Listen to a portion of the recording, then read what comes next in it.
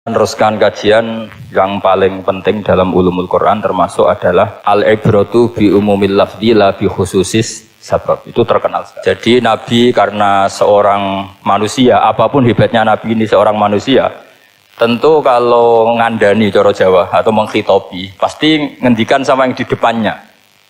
Tapi bukan berarti hukum ini khusus pada yang di depannya tapi menjadi umum. Kenapa menjadi umum? Ya karena kebaikan itu boleh dilakukan oleh siapa saja.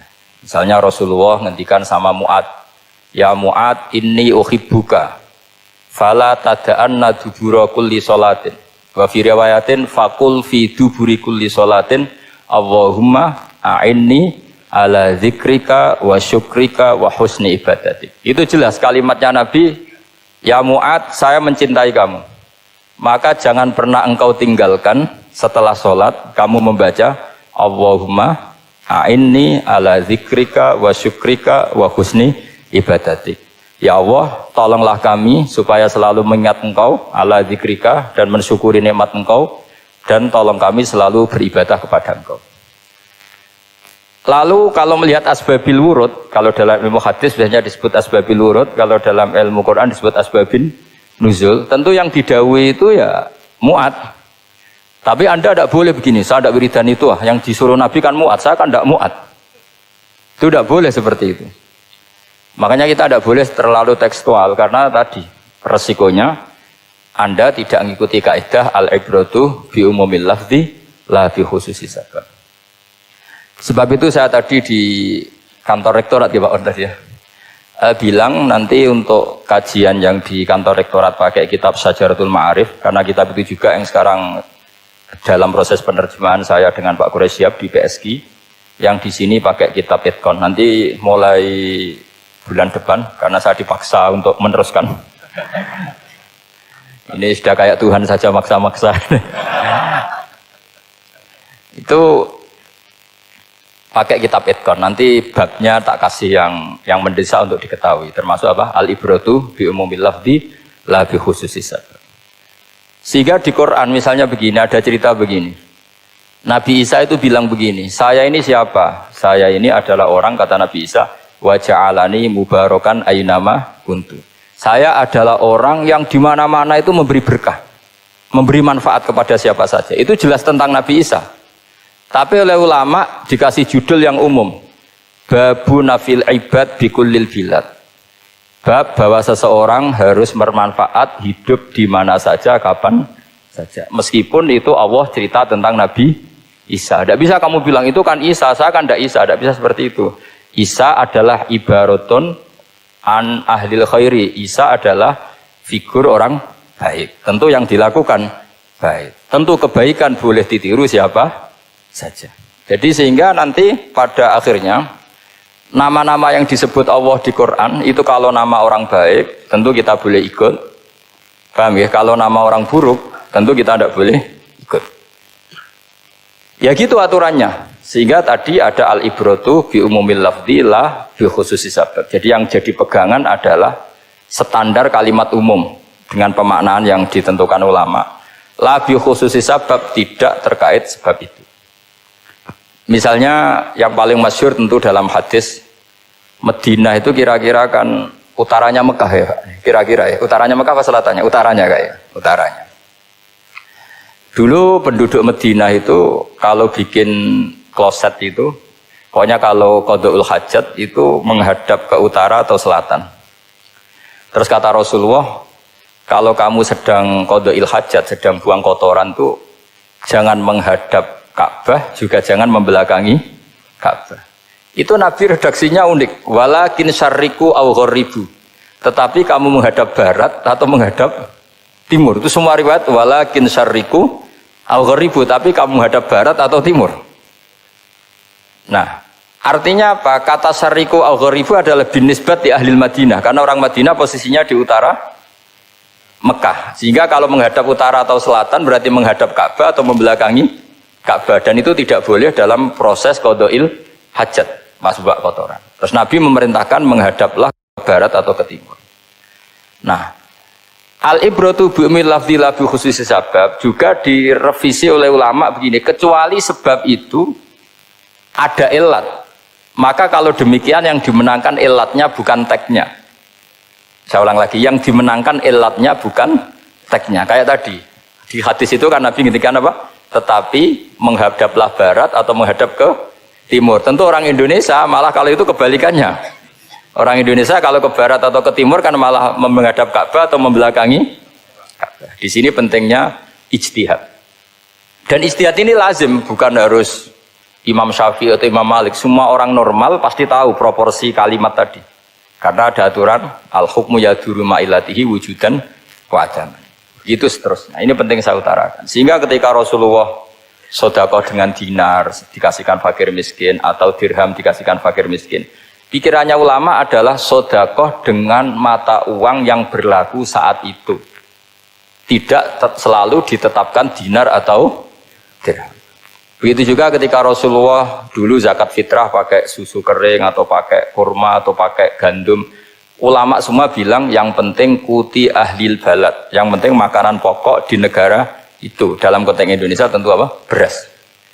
Ini penting saya utarakan karena tanpa mengkaji ulumul Quran seperti ini, dan kita insya Allah bulan depan saya langsung bawa kitab Itkon. Di situ ada beberapa contoh. Harus seperti itu. Karena kalau tidak terikat sebab, itu nanti takutnya ayat umum menjadi liar. Misalnya begini, pernah ada aliran sesat dulu. Kebetulan di Jogja itu saya lihat di TV. Entah salah kiainya, entah salah dosennya, entah salah siapa. Atau salah orangnya agak stres, tidak tahu saya. Semoga salah orangnya itu sholat menghadap ke 4 arah. Alasannya Allah nggak ada di mana-mana, ya sudah di barat. Rakaat kedua ke utara, rakaat ketiga ke timur, rakaat keempat ke selatan. Itu uniknya itu ngawurnya lah, bukan uniknya. Ngawurnya itu dalil fa'ina matuwallu fatamma wajhuwa. Kamu hadap kemana saja di sana ada ridho Allah. Sehingga semua ulama ketika bikin kaidah al-ibratu bil lafdzi la bi khususi sabab selalu menyertakan kecuali khususus sabab ini ada illatul hukmi. Maka itu enggak jadi. Kayak ayat tadi, kalau kamu pakai umumnya lafaz itu kan boleh sholat menghadap mana saja.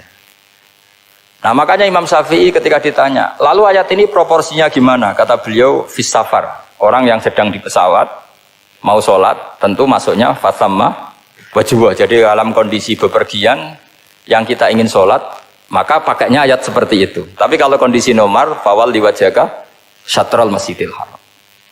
Jadi makanya ini penting ngaji ulumul Quran. Kita tidak bisa hanya megang terjemah atau megang apa, kemudian kita fatwa atas nama Quran dan hadis. Sehingga dulu syaratnya memang ketat, harus hafal Quran, hafal hadis, menguasai usul fikih, menguasai macam-macam. Karena tanpa itu memang tidak bisa. Sampai Ibnu Abbas ngendikan, kamu jangan pernah fatwa pakai Quran. Fa inna lahu wujuhan katsirah, karena Quran punya sisi yang banyak. Walakin hajuhum bis sunnah. Kalau kamu adu hujjah, pakailah sunnah Rasulullah SAW, karena di situ penjelasan Quran. Misalnya tadi Rasulullah ketika kondisi normal pasti sholat menghadap Ka'bah. Jadi kalau bepergian nanti unta, kata riwayat-riwayat, ainama tawajjahat bihi rakhilatuh, kemana saja posisi unta menghadap. Ada ulama berpendapat itu khusus sholat sunat. Kalau sholat fardu dalam kondisi ada punya mobil harus berhenti. Ini madzhab Syafi'i.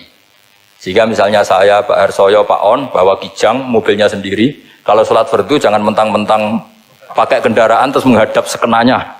Kalau mau ke Banyuwangi berarti menghadap ke timur, enggak. Itu yang boleh hanya sholat sunat. Kalau sholat fardu harus berhenti. Karena kijang ini dalam kendali Anda. Kecuali dalam surah yang kendaraannya tidak dalam kendali Anda. Misalnya kita naik pesawat. Jadi harus dibedakan. Jangan mentang-mentang Nabi sholat di onta kemana saja menghadap. Tapi konteksnya kan onta ini, cara berpikir onta ini dalam kendali Nabi. Tapi kalau pesawat kan tidak. Jelas ya?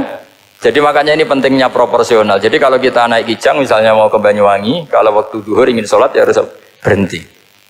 Karena yang ainama tawajjahat bihi rakhilatuh, kemana saja kendaraan membawa kita, itu dalam konteks sholat apa? Sunnah. Jadi ini pentingnya ulama. Ini yang dikatakan al-ulama warasatul anbiya. Karena sanad ini musalsal, terurut sampai Rasulullah SAW. Terus ada lagi ayat umum yang akhirnya jadi judul umum. Misalnya begini. Kita tahu cerita Nabi Khidir, di antara ceritanya ada satu kampung itu pelit. Makanya orang pelit itu wajib didendami. Karena Nabi pun itu baik-baiknya orang. Kalau sama orang pelit tetap dendam. Karena buruk-buruknya orang itu orang pelit. Tahu kan alamatnya orang pelit? Qoribun minan nar, ya dekat-dekat neraka itu kata-kata. Kalau al-bakhil qoribun minan nar, ba'idun minal jannah. Jadi kalau sama tanya alamatnya ya dekat-dekat neraka. Singkat cerita, Nabi Musa dan Nabi Khidir itu kecapean sekali masuk satu kampung. Karena saking kecapean, lapar, minta kampung itu menyediakan makanan. Istatama itu mereka minta makan, saking laparnya, saking karena di perjalanan yang melelahkan. Istatama ahla fa'abau ayyudayifuhuma. Tapi kampung situ kampung pelit. Jika semuanya tidak mau yang ngasih apa? Makan. Tapi pas mau keluar dari kampung, ada tembok, ada kayak prasasti itu, yang mau roboh. Yang mau apa? Roboh. Terus sama Nabi Khidir, tembok yang mau roboh ini ditata jadi baik lagi. Nabi Musa kata Nabi Musa, kok kurang pegawaian mau medit, pagri mbok urusi. Jadi makanya dendam sama orang meditnya agak sunat. Karena Nabi Musa juga marah sama Nabi Khidir, orang kayak kampung kayak begitu pelit kok temboknya apa rusak kamu benahin gitu. Terus Nabi Khidir menjawab, wa amal jidaru fakana lulamaini yatimaini fil madinati wa kana tahtahu kanzul lahuma wa kana abuhuma sholihah. Begini loh, tembok ini adalah penyimpan harta. Penyimpan harta untuk anak yatim. Bapaknya dulu itu soleh. Artinya terus dibabkan oleh ulama, babu ikrami sibyanil mu'minin. Bab kita memuliakan anak-anak orang soleh. Sehingga dalam adat kita menghormati Habib, menghormati Gus, menghormati anak pahlawan, menghormati orang-orang yang dulu berjuang kepada untuk Indonesia. Karena di antara yang dipertimbangkan Nabi Khidir adalah wakana abuhuma sholihah. Tentu kita menghormati putra-putri yang dulu mendirikan UII, macam-macam. Ya tentu proporsional, tapi tetap saja dapat poin dulu atas nama putra pahlawan, putra orang-orang soleh. Karena Nabi Khidir ketika mempertimbangkan itu, alasannya wakana abuhuma sholihah. Terus fa'arada rabbuka yablugha ashuddahuma wastakhrijakan zahuma. Tentu Allah ingin kalau tembok ini roboh, kemudian kelihatan khazanahnya atau tabungannya, nanti dipakai orang-orang zalim. Kalau dipakai orang zalim, maka yang berhak tidak mendapatkan. Sama, negara ini itu dimerdekakan oleh para pahlawan supaya dikelola secara kesolehan, supaya dikelola secara orang baik. Maka orang soleh semua harus ikut kompetisi dengan tanda kutip merebut negara. Karena apa? Tapi tentu tidak perlu chaos, tidak perlu anarkis, karena tentu kemerdekaan ini dibela-belain supaya kita jadi baldatun thayyibatu wa rabbun ghafur. Sama, pertimbangannya Nabi Khidir, kalau ini kebongkar tersibak, pasti diambil orang-orang zalim. Dan akhirnya yang yatim tadi tidak dapat. Akhirnya dibabkan lagi di bab tertentu. Bab menjaga harta supaya tidak dikuasai orang zalim. Jadi akhirnya menjadi sekian varian ilmu. Pertama, varian ilmu bab menghormati anak orang soleh. Terus bab supaya harta ini tidak dikuasai orang zalim dan seterusnya dan seterusnya. Nah saya harapkan nanti dengan ulumil Quran kitab Itqan itu nanti aturan-aturan seperti itu tertanam pada Anda.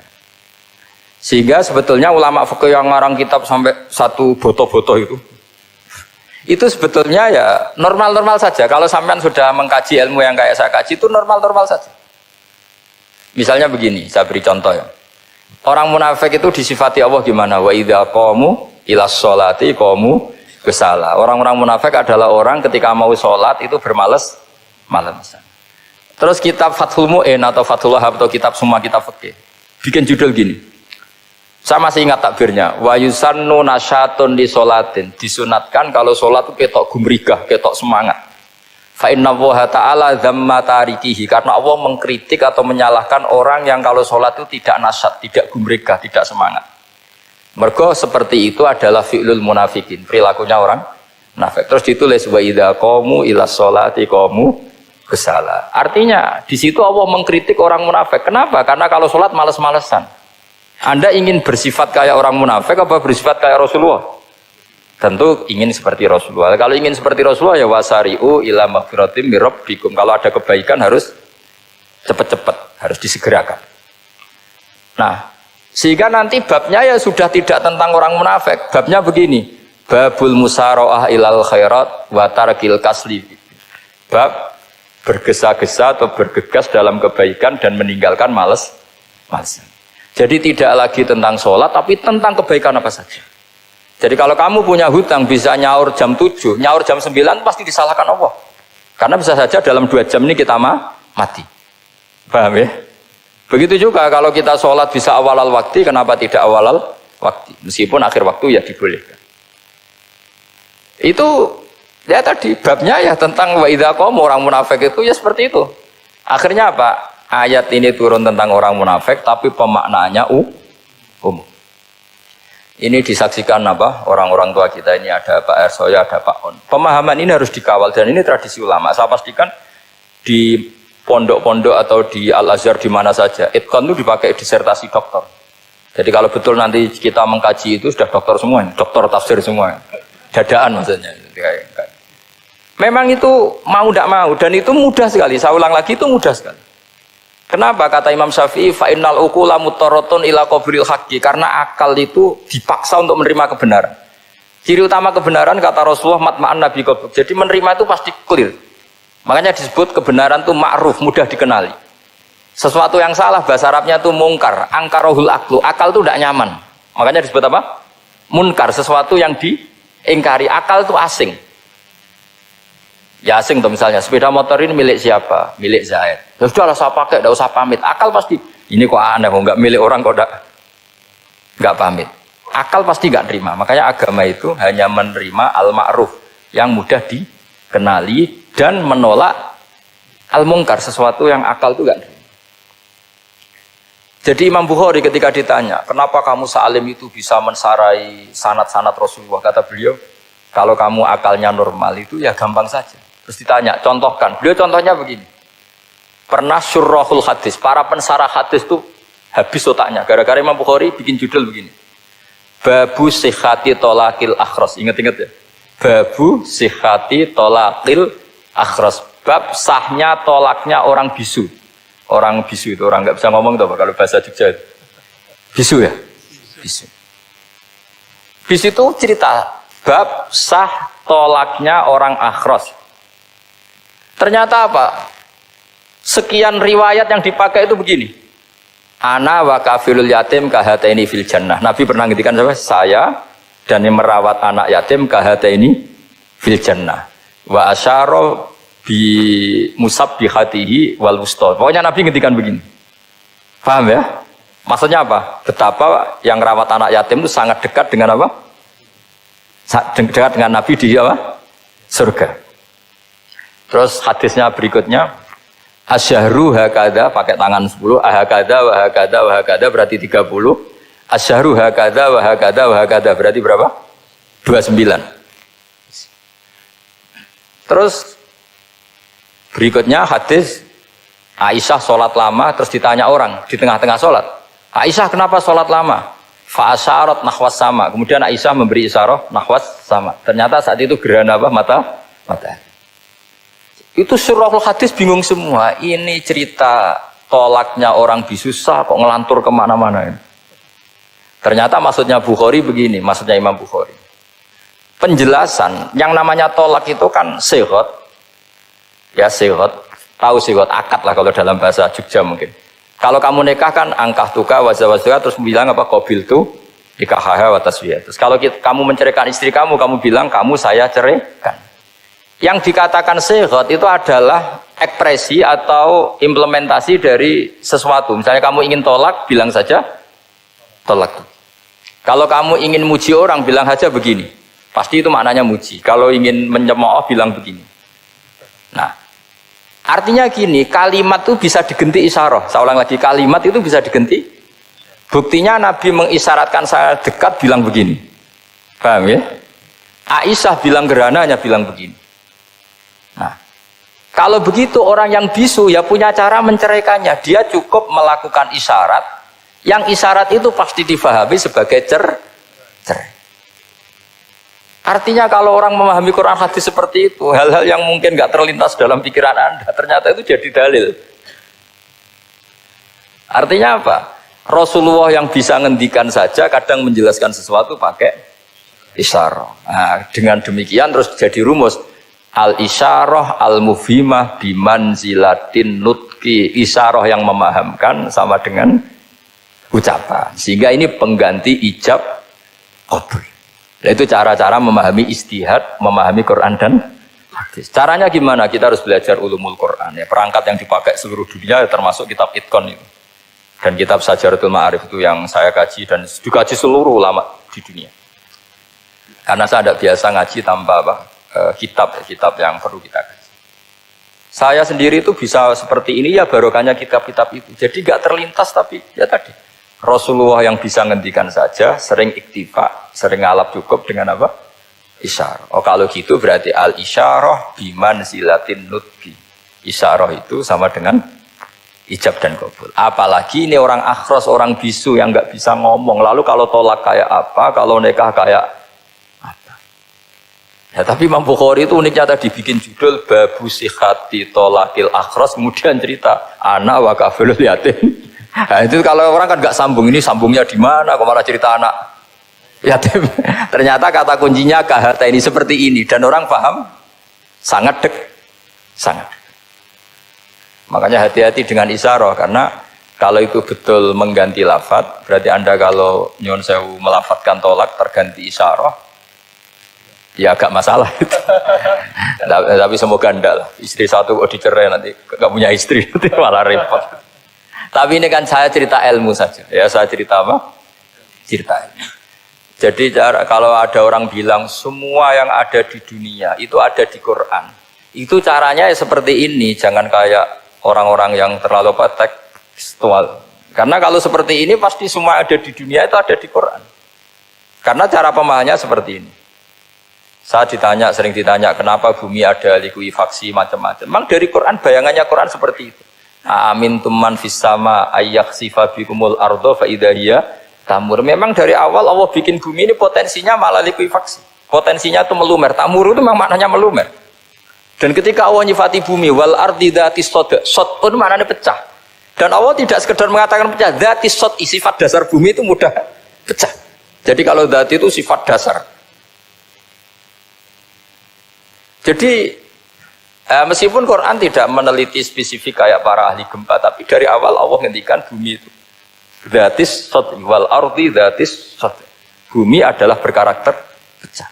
Kenapa berkarakter pecah? Karena dari awal bumi ini lempengan-lempengan. Di Qurannya dijelaskan gitu. Wa fil ardi qita'um mutajawirat. Bumi ya kelihatannya banyak, kelihatan satu, sebetulnya dari qit'ah, dari potongan. Lah qit'ah itu jamaknya qita'. Terus disebut mutajawirat, saling berdampingan. Kalau dalam bahasa Arab berdampingan itu berarti sel-selnya beda. Kalau bahasa Arab bilang sesuatu yang bercampur namanya mukhalatoh, jadi satu. Kalau yang beda jenis namanya mujawarah. Nah, Al-Quran itu bilang wafil ardi qita'um mutajawirat. Bumi ini karakternya per potongan-potongannya karakternya beda-beda. Sehingga memang potensinya bumi ini hancur. Apalagi dari awal memang dipersiapkan mau dihancurin. Makanya nggak usah takut kiamat. Memang rencana Tuhan mau dihancurin. Makanya sanggup takwa saja. Kalau ingin menghentikan penghancuran ini tidak bisa. Itu sudah dalam rencana Tuhan pasti dihancurin. Makanya kalau orang sufi ditanya, kenapa tidak bangun rumah? Tuhan aja mau rencana ngancurin bumi, kok saya rumah tak tata nanti juga hancur. Tapi kalau di Islam kota saya ngomong gitu kan dia wah ini orang nggak jelas ini kan gitu. Padahal yang kedonyan itu yang nggak jelas sebetulnya. Tapi ini saya cerita jadi supaya UII ya yang didirikan ulama-ulama. Saya masih ingat ketika Profesor Zaini cerita, Pak Zaini saya ini kan kiai, saya tidak punya gelar apa kok jangan minta bantuan ini. Katanya Pak Zaini dulu UI ya didirikan banyak kiai dan sebagian pendirinya juga nggak punya gelar katanya. Gitu. Tapi mendingan nggak punya gelar manfaat daripada punya gelar nggak manfaat. Malah problem. Tapi ya nggak masalah. Sudah ada manfaat, tidak punya gelar malah repot lagi. Sudah cara berpikir gitu saja. Sudah. Pokoknya sementing semuanya baik apa saja. Jadi nanti setelah sampean mengkaji ulumul Quran ya tadi seperti yang dikatakan Imam Syafi'i itu gampang sekali. Kenapa gampang? Karena fa'innal uqula muttarratun ila qabulil haq. Akal ini pasti dipaksa untuk menerima kebenaran. Kayak saya berkali-kali ditanya sama seorang kiai, kenapa sih Gus masalah la ilaha illallah kok sampai Nabi ngendikan wa in zana wa in saraka. Siapapun yang melafadzkan la ilaha illallah Muhammadur Rasulullah itu suatu saat pasti masuk surga. Meskipun dia pernah zina, pernah maling. Itu jelas teks hadis di Bukhari, di Muslim, wa in zana wa in saraka. Meskipun zina dan ini bukan berarti Nabi melegalkan perzinahan, enggak, ma'adzallah, enggak akan terjadi. Nabi melegalkan perzinahan. Tapi Nabi ingin ngendikan begini, absolutisme kebenaran itu tidak terganggu oleh kesolehan dan kefasikan. Karena kebenaran absolut siapapun akan ngomong seperti itu.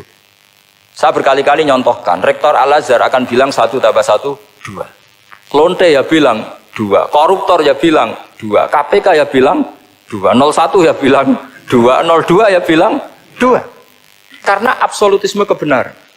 Dan Nabi itu ingin mengatakan bahwa Allah Tuhan ini kebenaran sejati, sehingga siapapun yang melafadzkan sah.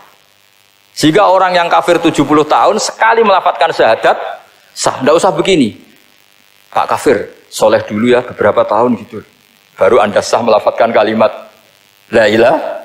Tidak ada seperti itu. Semua ulama ijma, orang kafir 70 tahun melafadzkan la ilaha illallah sekali langsung menjadi muslim. Kenapa sah? Kebenaran absolut tidak bersyarat kesolehan maupun kefasikan.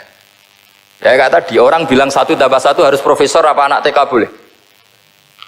Jangan mentang-mentang profesor, doktor, rektor, UGM, atau UI. Tadi anak kecil bilang berapa 1 tambah 1, 2. Sudah aku tak bilang 4. Tidak bisa. Kebenaran absolut itu orang akan sepak. Nah, Quran itu termasuk kebenarannya absolut. Maka harusnya siapapun bisa memahami Quran. Termasuk orang yang sebelum Islam. Sekarang saya tanya ke sampean, ketika Umar masuk Islam karena dengar Quran, itu dulu dengarnya apa dulu Islamnya? Dulu dengarnya, dan dia paham. Wa ma huwa min kalamil basar, ini tidak mungkin omongan manusia seindah ini. Karena mudah difahami Quran. Nah sekarang enggak, karena ada sistem akademik. Itu terus orang macam-macam urutannya. Jadi repot sekarang. Kalau kata tafsir At-Tabari lebih ekstrim lagi. Itla yuqalu masalan ifham bima la aklala. Jadi orang-orang kafir ini kan, orang-orang kafir Mekah ini kan, Rasulullah jadi nabi ini kan semua orang masih kafir. Enggak ada mahasiswa UI, enggak ada orang NU, enggak ada orang Muhammadiyah. Semuanya orang kafir, semuanya masih kafir. Terus Nabi membawa Quran, maka khitab pertama itu bukan ya ayuhan nahdiyun, ya ayuhal muhammadiyun. Khitab pertama kul ya ayuhal kafirun, karena pendengarnya semuanya kafir. Dan itu mereka paham. Tapi nanti soal hidayat nomor 2, tapi mereka itu yang jelas paham. Sehingga banyak orang kafir yang menjadi muslim karena mendengar Al-Quran. Jadi ini penting diketahui karena kebenaran itu milik siapa saja dan akan mudah dipahami. Kayak tadi, kalau 1 tambah 1, 2 itu rektor ya bilang 2, anak TK ya bilang 2, musuh kamu ya bilang 2, kamu atas nama sentimen dengan musuh pun tetap bilang. Nah di sini kadang Nabi ngendikan mangqala la ilaha illallah dakhalal jannah wa in zana wa in saraka. Proporsinya seperti itu, bukan berarti Nabi melegalkan zina, bahwa kalimat ini kalimat yang kebenarannya absolut sehingga siapapun sah mengatakan itu, meyakini itu meskipun punya masa lalu seperti itu. Jadi jangan salah makna terus Nabi melegalkan, tidak sama sekali. Jadi saya mohon ini jadikan satu ilmu, bahwa ilmu adalah tetap apa? Ilmu. Sehingga ada ayat kulil ladzina kafaru iyantahu yughfar lahum ma qad salam. Katakan kepada orang-orang kafir, sekali menghentikan kekafirannya yughfar lahum ma qad salam, maka kekafiran di masa lalu dianggap hilang dan dia hanya dengan status yang sekarang, yaitu seorang mukmin. Karena dia disahkan melafadzkan la ilaha illallah. Makanya pernah ada cerita, ini penting saya utarakan ke jenengan. Ada orang kumpul kebo, singkat cerita, kumpul kebo lelaki sama perempuan. Suatu saat Nabi dikasih tahu sama tetangganya, ya Rasulullah, orang yang biasa kumpul kebo itu sekarang sudah nikah. Jawabannya Nabi unik. Alhamdulillah, kira-kira gitu kalau bahasa Indonesia, qad kharaja min sifahin ila nikahin. Dia sudah keluar dari tradisi zina, sekarang dia sudah dengan kehormatan nikah. Maksudnya gini, kalau malam Senin dia belum nikah, kumpulnya kan masih kumpul kebo bertahun-tahun gitu. Paginya dia nikah, malamnya kumpul sudah kumpul sunnah karena sudah nikah. Jadi tak sama seperti tadi. Kalau dia belum melafadzkan kalimat tauhid, ya statusnya dia kafir. Sekali melakukan kalimat tauhid, ya statusnya dia muslim atau mukmin. Sama. Ketika hubungan intim tanpa nikah namanya sifah perzinaan. Sekali nikah ya namanya sunnah. Jadi semudah itu. Dan Nabi tidak tanya macam-macam. Mau ngendikan qad kharaja min sifahin ila nikahin. Sudah keluar dari tradisi sifah menuju nikah. Pertanyaannya gini, kenapa enggak disyaratkan ini itu untuk nikahnya? Misalnya macam-macam. Ya sebetulnya syarat itu pasti ada, cuma begini loh. Orang yang ingin menghentikan keburukannya harus kamu katakan sah sekarang juga. Karena kita mengesahkan penghentian keburukan. Jangan lalu orang yang mau tobat malah dipersulit. Jadi misalnya la ilaha illallah, kamu belajar makhraj dulu, bila bilangnya la benar. Belajar bahasa Arab dulu. Ya kacau. Apalagi saya persiapkan seremonialnya dulu, nanti di masjid di syuting supaya satu Indonesia tahu yang Islamkan saya itu kayaknya yang engkek malah repot lagi. Ini penting saya utarakan supaya clear. Jadi saya ulang lagi, al-ibratu bi umumil lafzi la bi khusus sabab. Allah ya enggak apa-apa cerita Nabi Musa, cerita Nabi Isa, cerita misalnya begini, bolehkah orang soleh itu jadi raja? Jawabannya harus bilang boleh. Karena Allah pernah menfigurkan tokoh soleh yang bernama Sulaiman dan Daud. Dan beliau adalah raja. Ketika Imam Syafi'i ditanya, bolehkah orang Islam tidak kawin? Ya asal dia ada zina ya boleh. Karena Allah menyebut hamba yang soleh dan sebagian mereka tidak nikah. Yaitu Nabi Yahya dan Nabi Isa. Yaitu wasayyida wa hasura wa nabiyya minas sholihin. Jadi cara berpikir Imam Syafi'i gampang. Bagaimana hukumnya orang Islam yang enggak nikah padahal dia tapi asal enggak zina loh ya. Ya jawabannya ya boleh karena Allah mensifati Nabi Yahya dan Isa dengan status hasur, tidak apa? Nikah. Bolehkah seorang soleh jadi raja? Ya boleh. Daud dan Sulaiman itu seorang soleh dan jadi raja.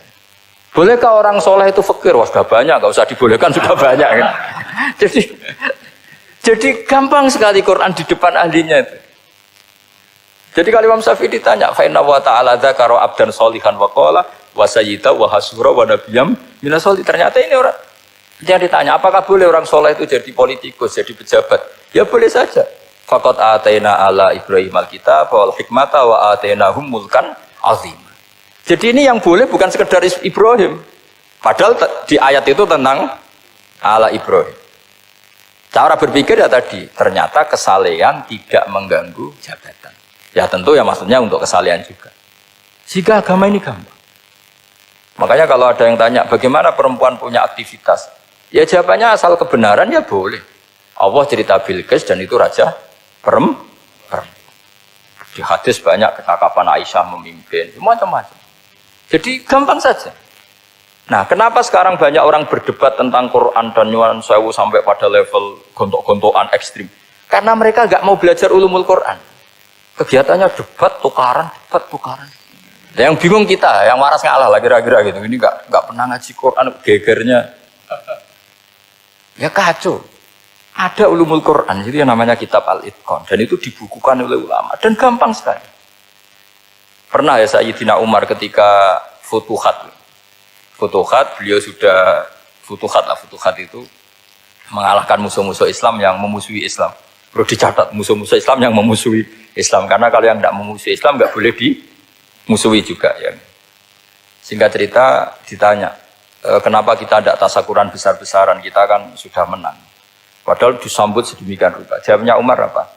Inna wa ta'ala qad ayyara qauman faqala adhabtum thayyibatikum fi hayatikumud dunya wastamta'tum biha. Allah itu mengkritik kelompok kaum yang dalam hidupnya itu foya-foya. Maka saya akan mengurangi foya-foya itu supaya saya menyisakan jatah foya-foya saya sampai di surga. Nanti orang kafir ketika dimasukkan neraka di antara taubehnya Allah. Taubeh itu ya semacam kayak disalahkan gitu. Adhabtum thayyibatikum fi hayatikumud dunya, jatah-jatah kenikmatan kamu, salah kamu habiskan di dunia. Sehingga kita harus pernah pas enak-enak tidur, tahajud, wiling-wilingan, ngurangi jatah. Sayyidah Aisyah tuh cantik sekali, tapi sudah turu mujur di depan Nabi tetap sholat. Kalau sampai istrinya tidak cantik saja, nggak pernah tahajud. Itu masalah besar. Itu Aisyah itu kenangannya Aisyah. Saya ini kurang cantiknya. Sampai Nabi kalau sholat digoda tidur di depannya, masyhur.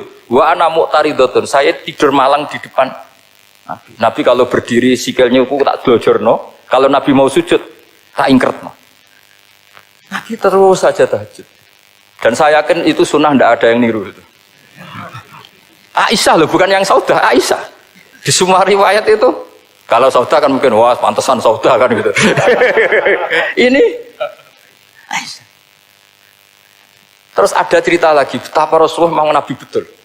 Aisyah itu istrinya paling cantik. Kan yang nyanyi cantik itu hanya Aisyah, Zainab sama Sofia. Kira-kira rivalnya itu. Ya rivalnya itu, kira-kira. Ya sebagian ya cantik tapi enggak sekelas ini. Rasulullah itu malam-malam keluar. Terus pikiran Aisyah, pasti ke sebagian rival saya. Doroh itu maru. Coba.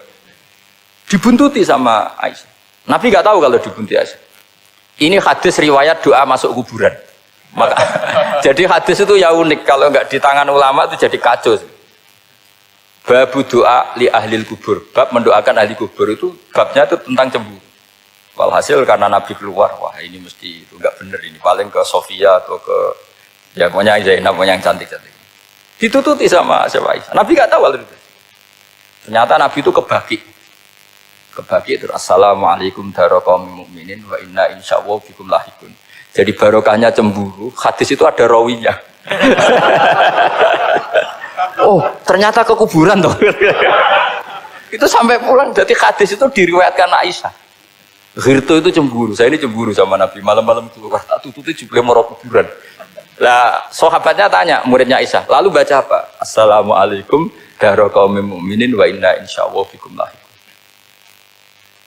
Kalau sampean kan enggak, dibuntuti tok bar tenang. Mesti barbaran. Jadi ini penting saya utarakan. Jadi coba ulumul Quran dikaji secara baik. Insya Allah nanti maknani Quran itu mudah. Karena memang sesuatu itu harus ada ilmu. Ya sesuatu itu harus ada ilmu. Banyak ulama itu nangis karena mudah memahami rahmat Allah. Abu Yazid Al-Bustami itu jadi wali bukan karena banyak wiridannya, enggak. Dia setiap makan itu memuji begini, ya Allah, Engkau itu tidak butuh saya, tapi kenapa ngasih makan saya?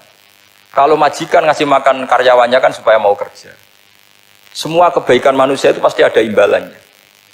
Tapi engkau itu tidak butuh apa-apa, kenapa ngasih nikmat kepada manusia padahal engkau tidak butuh? Itu kan aneh betul. Kalau apapun ikhlasnya orang, kalau ngasih itu kan ada maunya. Meskipun sudah bilang ikhlas. Oh sudah, tapi kalau Allah itu tidak butuh. Misalnya ada orang nyumbang masjid ikhlas, tetap di hatinya kena Jumatan Pak Quran yang dinti, tetap ada kepentingannya. Tapi kalau Allah, sehingga cara mensifati Allah itu luar biasa. Makanya orang jadi wali itu diantara kata Rasulullah, Inna woha la yardu anil abdi idha akalal akla fayahmaduhu alaiha au yashrubah syarbah fayahmaduhu alaiha. Allah itu sangat ridho. Orang jadi wali itu kan diridani Allah. Allah itu sangat ridho kalau seseorang makan, kemudian dia muji Allah. Coba apa hebatnya Donald Trump, kalau nggak makan ya lemes mati. Apa hebatnya presiden seluruh dunia, kalau nggak makan ya lemes mati.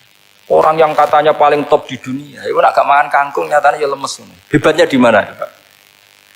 Yang kita puji-puji hebat, ternyata kalau nggak makan itu lemes. Pak Rektor nggak makan lemes, apalagi Pak Onwel nggak makan lemes.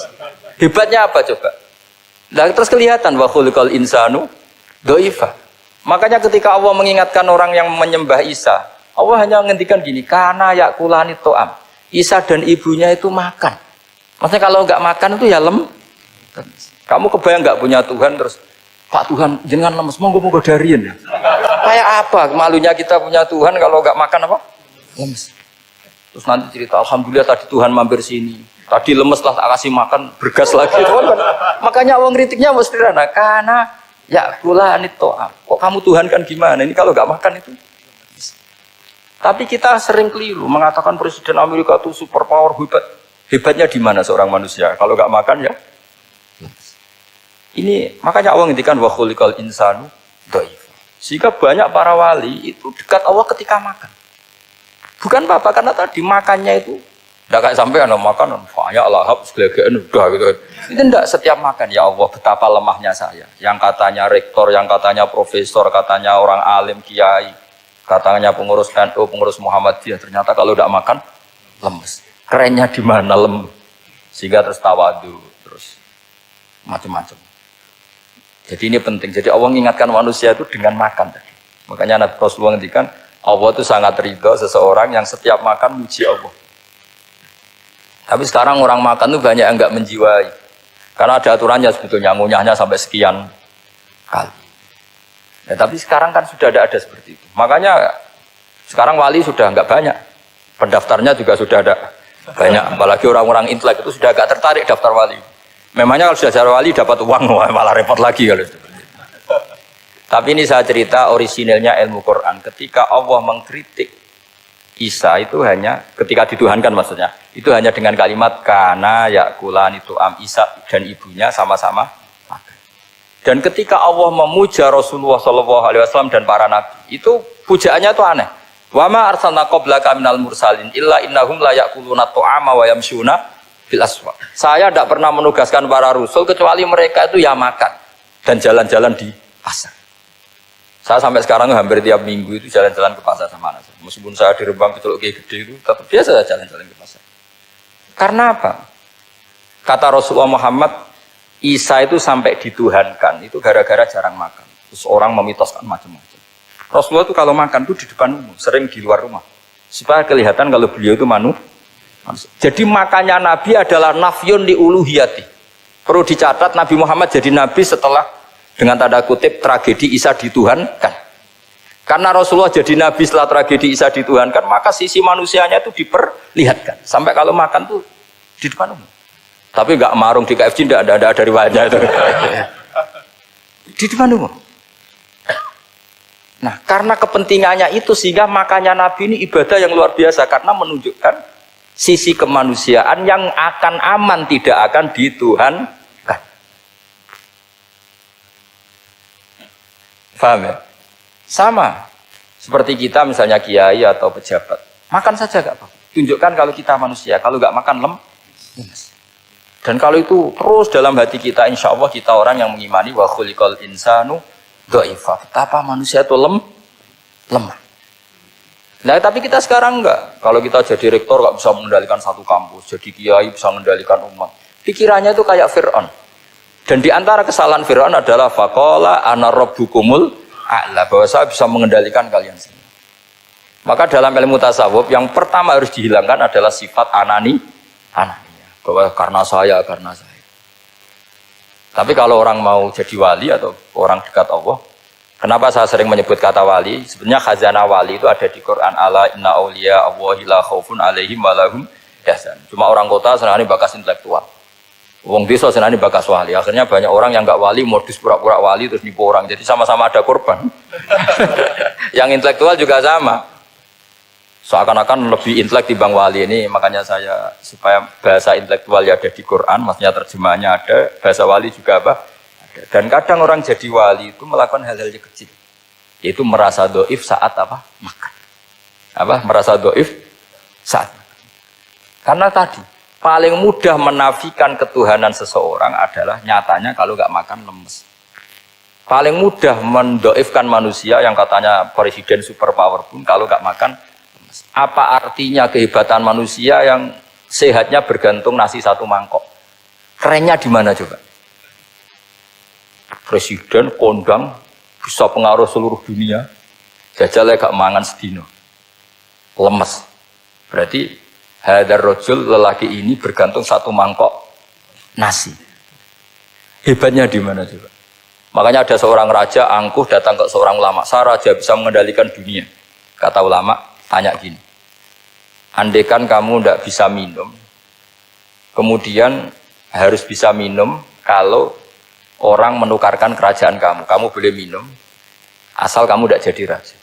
Apa kamu kasihkan kerajaan kamu ketika kamu harus minum dengan cara seperti itu? Misalnya di tengah belantara, kalau di Arab kan sering ada apa? Sahara itu ada padang pasir.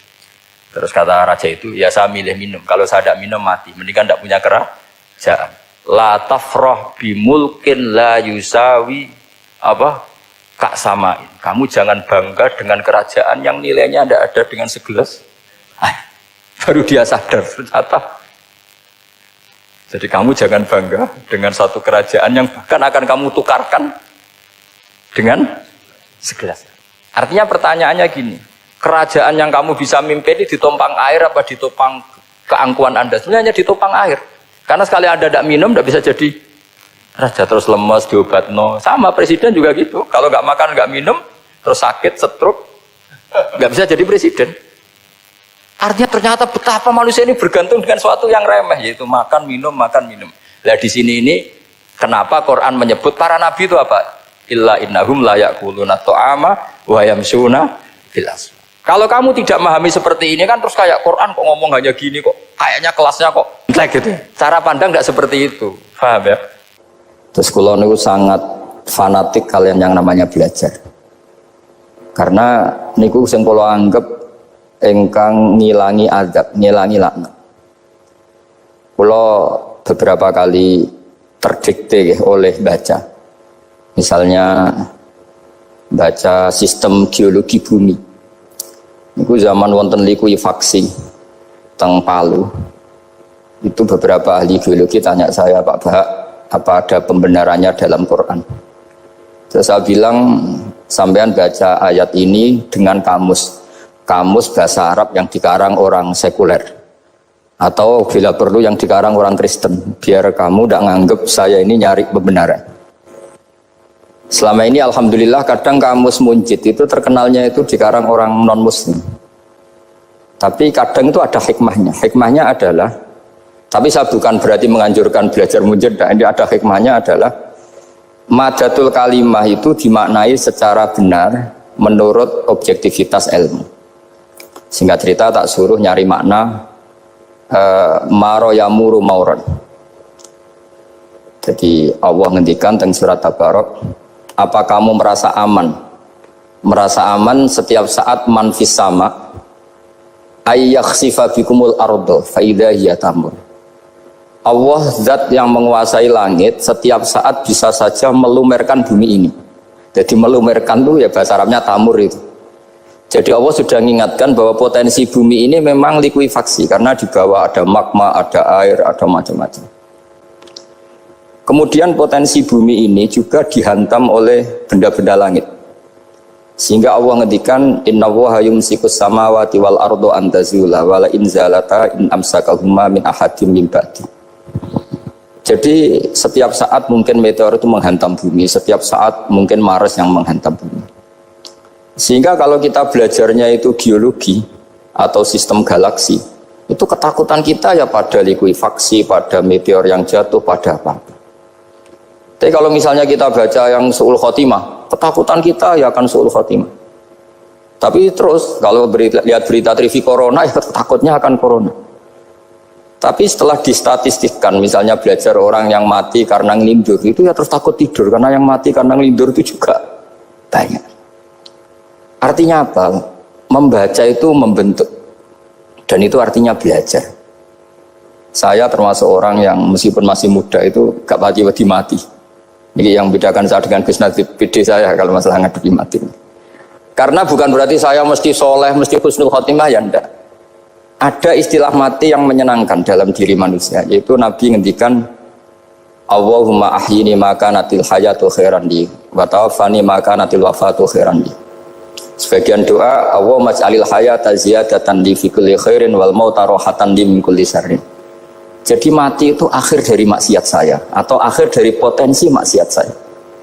Sehingga kata Sohibul Hikam, kamu harus percaya diri bisa selamanya tidak maksiat lagi. Orang kan tanya, masa manusia tidak bisa maksiat lagi? Ya bisa saja kamu pas toat terus mati, berarti sudah tidak bisa maksiat. Jadi ulama itu melihat mati itu akhir dari segala maksiat atau potensi maksiat. Ya, di sini hebatnya lagi-lagi GNU itu. Wong fasik gendo kayak apa kalau mati saya ge tombone menang kabeh, saya ge menang kabeh. Sesuai kayak ini saya nih mun mboten saged maling, mboten saged korupsi. Oh nggih saya ini. Itu satu ilmu yang luar biasa. Meskipun ya tentu agak ngawur. Tapi itu bagus. Secara ilmu bagus karena al-maut adalah rohatun min kulli syarr. Lagi-lagi yang menyelamatkan itu illa aliman atau muta'aliman. Proses belajar mengajar. Saya baca banyak tentang halal haram dalam kitab Imam Ghazali itu, tak ulang berkali-kali. Saya tuh dulu ya gak paham, karena kitab paling susah di bab Imam Ghazali itu menurut saya kitabul halal wal haram. Termasuk bagaimana cara ngelola amwalus salatin yang terkenal korup, sementara menyumbang kamu sebagai jaizah, sebagai hadiah untuk para kiai atau untuk para guru. Itu perdebatannya ulama itu macam-macam. Ada yang bilang haram karena itu potensi haram atau memang benar-benar haram. Ada yang bilang boleh karena kalau yang pakai kamu untuk kebaikan, kali dipakai mereka ruwet. Kebetulan yang partai ini lebih besar Mas Nadif. Ya alhamdulillah. Terus dikiaskan sama ghanimah. Lagi-lagi karena baca, saya itu pernah ditanya seorang dosen di Jogja. Gus, saya ini muslim mulai kecil dan saya peneliti, saya pernah sekolah di mana-mana. Yang ganjil dari saya tentang Islam itu satu, yaitu ghanimah. Kok kayak Islam tuh rampok gitu ya, perang sudah, orang kafir tuh kalah, hartanya diambil gini-gini. Ya ghanimah. Terus saya memberi analogi, kalau ada garong ke kamu, bawa senpi, bawa pedang, terus kamu mengalahkan garong itu, alat-alat itu kamu kembalikan apa kamu sita? Ya saya sita, nanti dipakai garong lagi. Ya kira-kira seperti itu. Kalau dikembalikan ke orang kafir berarti menjadi kekuatan kekafiran lagi, dan itu harbi. Dia baru nerima. Lagi-lagi ini barokahnya baca. Makanya saya diminta sama sini, ya saya tentu faktor hormat karena bapak saya memang dulu ngaji sama Badullah. Mbah saya itu terkenal wali, yang bapaknya bapak. Itu kalau kesini nyifati Badullah pun satu. Nur isido mondok gini itu enggak apa-apa. Pondok elek lah, kiaimu wali. Zaman itu bapak itu di kamar kursi ya masih ada kakinya. Saya dulu sering dijak ke sini sama bapak. Jadi bahasa itu terkenal wali dulu. Jadi bahasa itu tirakat terus sampai kapundhut itu poso terus. Kebetulan cucunya agak niru. Saya tidak niru itu karena itu Gus Zaki. Memang disuruh tidak niru. Kata mbak saya, kira usah tirakat, terus tak tirakati aku. Itu jadi Mbah Mun juga gitu. Kowe haram tirakat, terus tak tirakati aku. Saya senang sekali. Tapi tua-tua kok mikir putu. Nah, terus nirakati putuku sopo. Jadi mulai jadi kiai betul Mas Nadif, saya ini sudah mulai mikir putu. Karena saya ini termasuk orang yang kecelok alim yang nggak banyak orang menghormati karena sudah diramal sama mbah-mbah. Di dulu mbah saya Mbah Nur Sam itu, kakak saya itu SMP SMA, kakak saya yang kedua juga SMP SMA. Mbah saya itu Mbah Nur Sam itu yang nganterkan bapak ketika mondok sini itu, yang ikrar karo Badullah wali Mbah Nur Sam, ahli tirakat, ahli puasa. Itu bilang, Nur, anak sing iki aja pondok, aja sekolahno.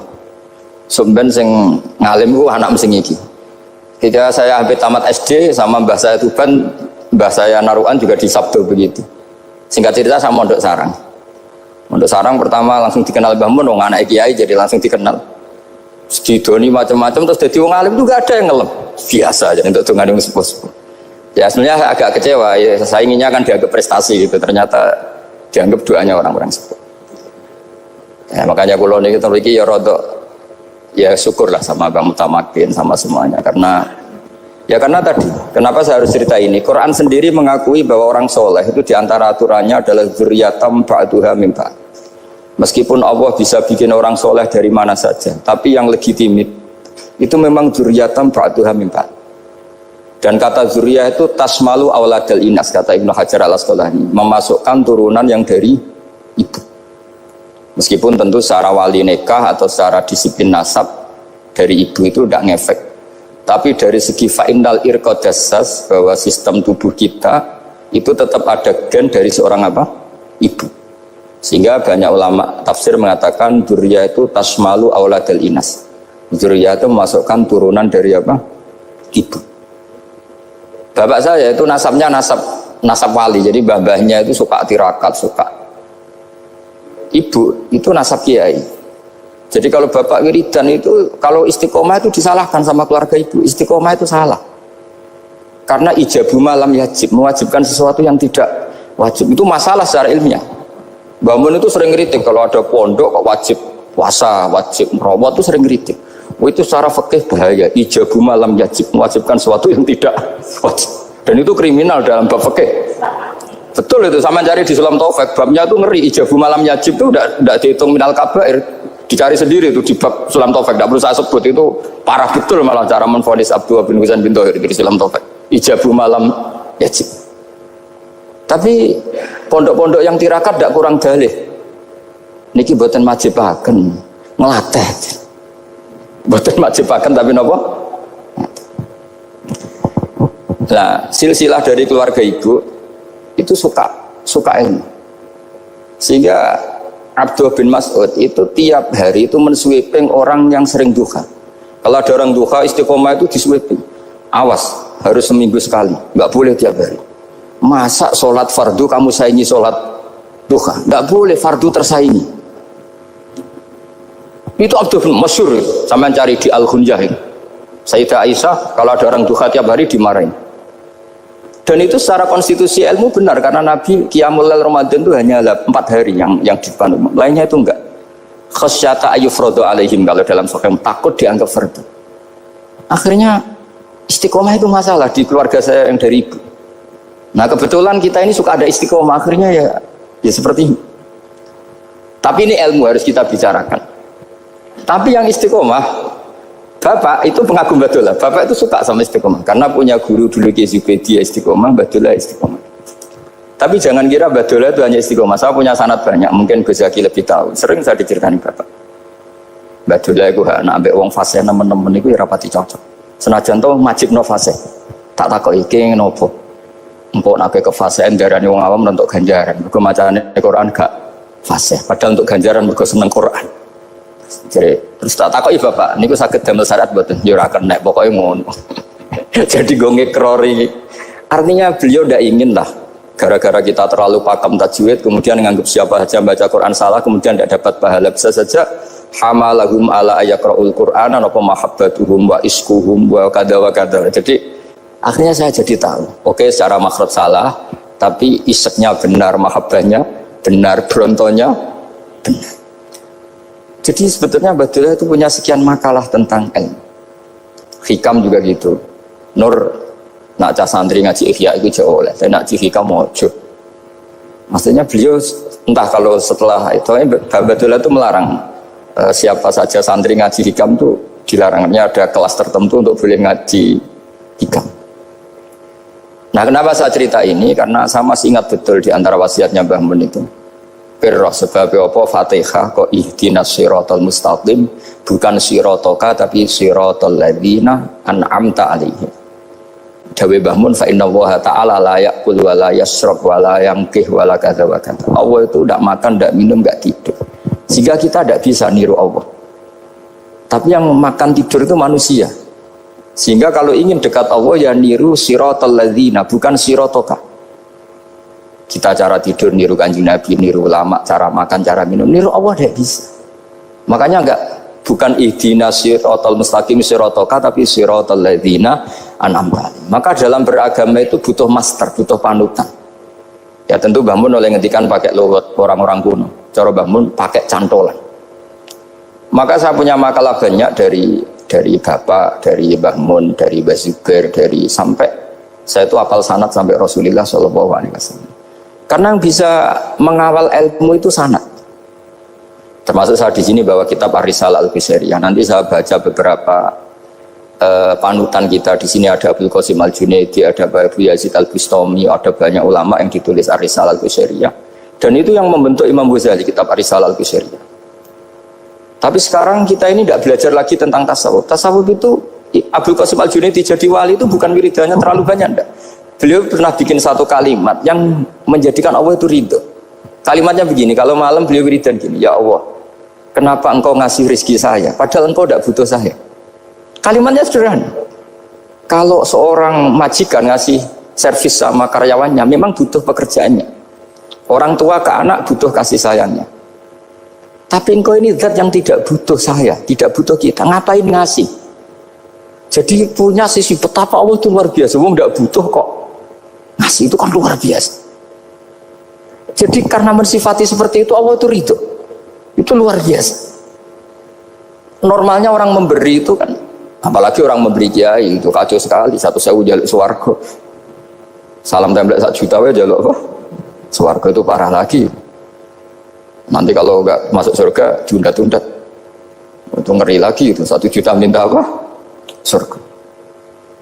Sayyidina Ali itu diantara sebabnya beliau dekat Allah itu karena muamalahnya sama Allah itu benar. Di antara muamalah itu yang diriwayatkan di kitab Ar-Risalah Al-Qusairiyah adalah masyhur itu. Kafani izzan antakuna li rabban wa kafani fakhran an aku nalaka abdan Tiap malam ya beritanya itu, ya Allah, saya sungguh sangat mulia karena engkau yang jadi Tuhan. Coba kalau saya dituhani manusia yang mati atau dituhani siapa yang mati juga. Wa kafani fakhron an akuna laka abdan. Saya ini bangga sekali karena jadi budak, menjadi hamba zat yang tidak mati. Jadi pakem-pakem yang menjadi masyrab kalau dalam bahasa tasawuf itu yang menjadikan wali. Sehingga yang dikatakan ibadah itu apa? Ma'rifatullah, mengenali Allah secara benar. Jadi jangan kira wali-wali dulu terus terlalu istiqomah, ada juga. Mereka punya pakem yang menjadikan Allah itu ridho. Saya beri contoh nih, di sini banyak makalah, nanti saya beberapa baca tabarruk. Banyak riwayat dari orang-orang sufi. Nabi Ibrahim itu pernah ketemu orang Majusi. Beliau terkenal sakhok, terkenal sakhian. Ketika ketemu orang Majusi, ya Ibrahim, saya ini sehari saja ngasih makan saya. Kamu kan tukang ngasih makan orang. Terus ya tapi bisyarti antus lima, kamu harus Islam. Fakihnya Nabi Ibrahim adalah kalau saya menolong dia berarti nolong orang kafir. Setelah orang itu lewat berlalu karena Nabi Ibrahim gak mau hormat, Allah memberi wahyu ke Nabi Ibrahim. Kenapa ya Ibrahim tidak kamu terima 1 hari, kamu kasih makan 1 hari? Ya karena dia Majusi. Kata Allah, dia umurnya berapa? 60 tahun. Tanyakan, pernah kelaparan kan hanya hari ini? Iya ya Allah. 60 tahun dia kafir tak kasih makan. Minta kamu sehari aja kok gak boleh. Akhirnya Nabi Ibrahim dipanggil orang Majusi, dikejar dipanggil. Ayo tak kasih makan 1 hari. Kok kamu sekarang jadi baik? Habis ditegur Tuhan. Terus kata, ahakada yu'amiluni. Apa seperti itu Tuhanmu mengu'alamalai saya? Ya na'am. Akhirnya Islam orang Majusi. Jadi itu lagi-lagi ilmu. Jadi yang dikatakan ilmu itu satu teori atau kalimat atau apa saja yang menjadikan kita ini pakem. Meskipun pakem itu kadang sulit diterima orang-orang khusyuk. Orang khusyuk itu ya nyun sewu ada sisi nakalnya. Makanya Mbah Mun sering kayak jargon masyhur, zada khusyuan, zada jahlan, tambah khusyuk tambah bodoh. Bukan bodoh dengan makna salah itu enggak. Memang kadang terus anti ilmu. Misalnya gini, ini contoh yang karena saya ini mengkhidmati ilmu, saya beri contoh yang urusan ilmu. Ada orang sujud diinjek orang fasik, kepalanya diinjek orang fasik. Terus si orang yang sujud tadi ini ada di Sahih Muslim, juga ada di Ihya. Wallahi la yaghfirullahu laka, pakai sumpah, wallahi la yaghfirullahu laka. Allah langsung mewahyukan ke Nabi fi hadzal zaman, fi tilka zaman atau fi dzalika zaman. Man dzalladzi yata'alla alayya alla aghfira li fulan qad ghafartu lahu wa ahbattu amalak. Katakan ke orang itu, siapa yang mencatut nama saya yang hanya berstatus tidak memaafkan? Itu enggak fair. Saya ini Tuhan kok bisa yaghfir, bisa yu'adzib, kok sifat saya tinggal 1 yu'adzib, itu gimana? Dicatut separuh itu Allah tidak terima. Tapi kalau kita baca Quran, saya ini sama orang fasik ya benci. Saya ini orang soleh, setidaknya pura-pura soleh lah, karena di depan para kiai.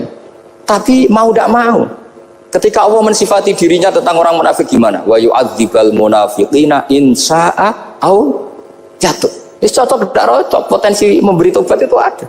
Meskipun sama kalau orang munafik, tapi ya tetap bacanya wa yu'adzibal munafiqina ya in sya'a au jatuh.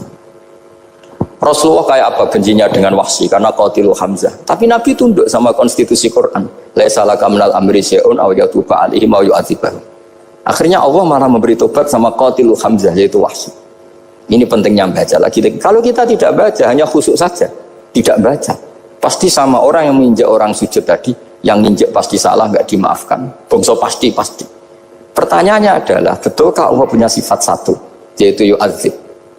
Makanya kalau kita baca, misalnya baca Quran, walillahi mulkus samawati wal ard, ya sudah, yaghfiru liman yasha wa yu'adzibu man yasha.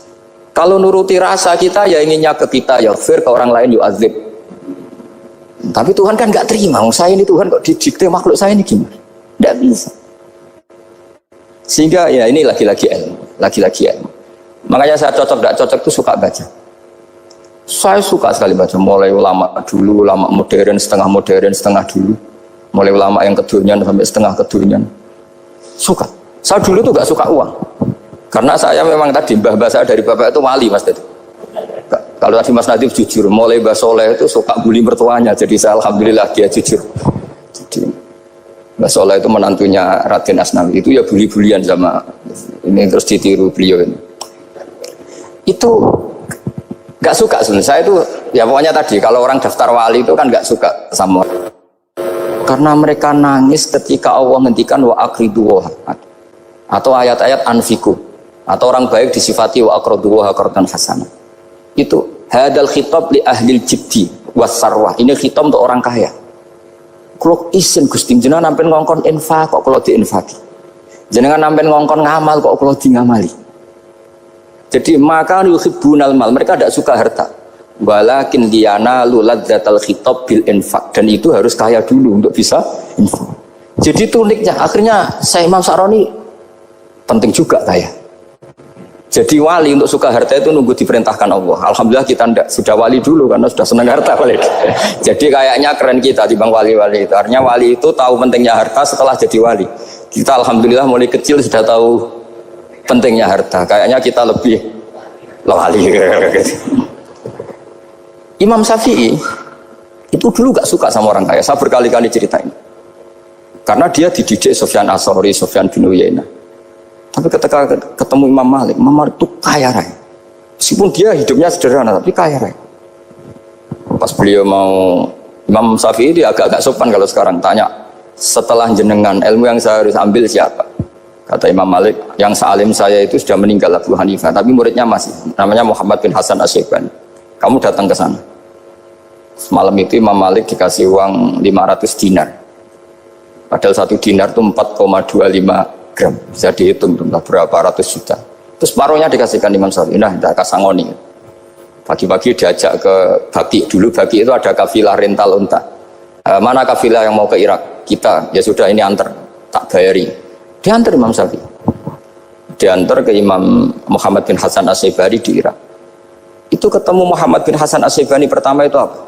Beliau itu kalau ngitung uang di meja. Emas-emasnya di meja, uangnya dolar, semuanya di meja. Tambah kaget, ini saya sama Imam Malik ingkar, ini malah lebih parah lagi. Kata Muhammad bin Hasan Asy-Syaibani, atajabu min hadza, kamu kagum dengan ini, merasa aneh? Iya. Ya sudah, ini tak kasihkan orang fasik, tinggo demenan, tinggo judi. Jangan, jenengan saja. Kalau jenengan kan orang soleh dipakai kebaikan, berarti orang soleh boleh kaya. Angsal-angsal kan. Semenjak itu Imam Syafi'i kebablasan, sampai fatwa kiai fakir itu haram. Kiai bisa bikin rumah bagus, bikin rumah jelek, haram. Suasa al-Islam ya Allah wala yullah. Nah lagi-lagi kebetulan kita sebelum ngaji Imam Syafi'i sudah seperti itu.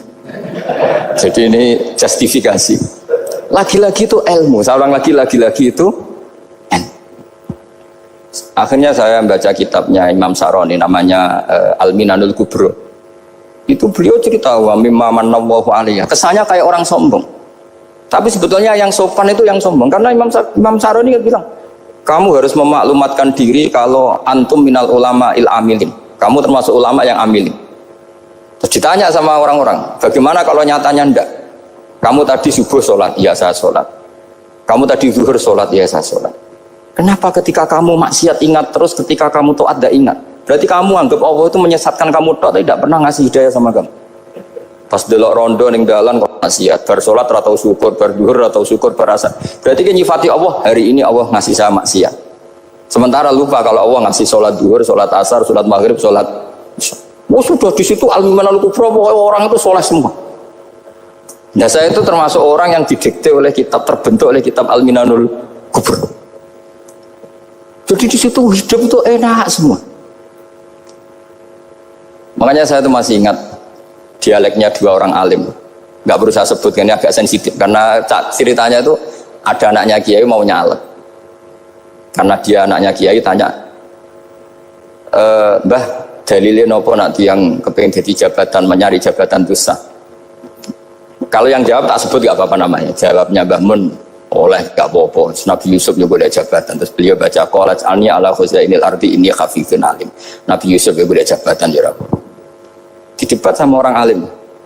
Itu Nabi Yusuf syariatnya itu mansukhoh bi syariati Rasulullah Muhammad SAW.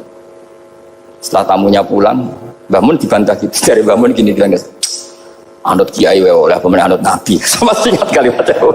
Anut kiai wae oleh apa meneh anut. Artinya Nabi Yusuf kan minta jabatan ij'alni ala khuzainil ard. Jadi akhirnya semenjak itu fikih ilmu tadi saya ulang lagi. Akhirnya saya cari, termasuk saya disuruh bangun. Saya golekno dalile nak wong soleh kok oleh jabat. Hatiku, wong dalil kok diorder saya ya sempat. Ternyata saya cari-cari ya tadi am yahsudunan nasa alama atahum wa min fadli faqad ataina ala Ibrahim alkitab wal hikmata wa atainahum mulkan azim. Keluarga Nabi Ibrahim di antara sifat yang disebutkan Allah adalah dikasih mulkan azim. Sebab itu akhirnya kiai Indonesia itu mazhabnya Syafi'iyah semua. Politik ya kerso, jabat ya kerso, proposal ya kerso. Saya ini, maksud saya ini yang menyelamatkan ilmu. Kalau orang khusyuk pasti gedeng. Kiai kok kirim proposal, kiai kok para pejabat. Tapi orang ilmu setuju. Nah saya nggak tahu setujunya itu bawaan ilmu apa bawaan nafsu tadi itu yang mulai saya data. Nah kalau saya kan bawaan ilmu saya baca. Itu bedanya saya dengan Mas Nadif jadi bawaan baca. Karena kemarin saya dibully habis-habisan di Kudus. Saya tidak punya kesempatan bicara di menantunya Neng Mu'ahid. Wah ini kurang ajar betul orang ini kata saya. Tapi saya nyari sisi positifnya. Kalau saya dibully kan saya madlum. Orang madlum gampang jadi wali. Yang dia bully berarti zalim ya sudah berarti wali saya gitu. Nah supaya dia juga wali sekarang tak bully supaya impas gitu. Jadi ini nolong beliau. Jadi saya 22 hari itu kalau habis subuh ke rumah sakit, tapi kalau asar pulang ngajar. Ya begitu terus. Karena mbah-mbah saya itu sukanya ilmu Masya Allah. Karena ilmu itu penting. Apapun pakemnya para wali itu kalau diingatkan secara ilmu itu terus kayak runtuh. Saya berkali-kali mencontohkan. Dan itu valid, data itu valid. Sufyan bin Uyainah itu orang yang khusyuknya Masya Allah. Gurunya Imam Syafi'i, gurunya Imam Malik. Itu beliau menceritakan dalam kitab Khilyatul Auliya. Nabi Isa itu senengannya itu ceria sekali. Nabi Yahya itu senengannya bersenut, abusan, suka kayak takut akhirat, takut penyakit. Tapi bukan takut corona, enggak ya jelas kan. Saya akhir-akhir ini fatwa, sekarang jangan baca Uwais Al-Qarani, tapi Al-Qarni. Meskipun saya tahu ada yang baca Qarani di kitab-kitab, ada yang baca Qarni. Tapi sekarang wajib dibaca Al-Qarni sementara. Sekali dibaca Al-Qarani itu nisbatun ilah. Iya, jadi makanya ini untuk sementara dibaca, ngikuti yang baca Uwais Al-Qarni. Meskipun di sarah-sarah apa bifathir ra' wakila bi sukun sudahlah sekarang harus ijma dulu Al-Qarni ya, karena kalau Al-Qarani itu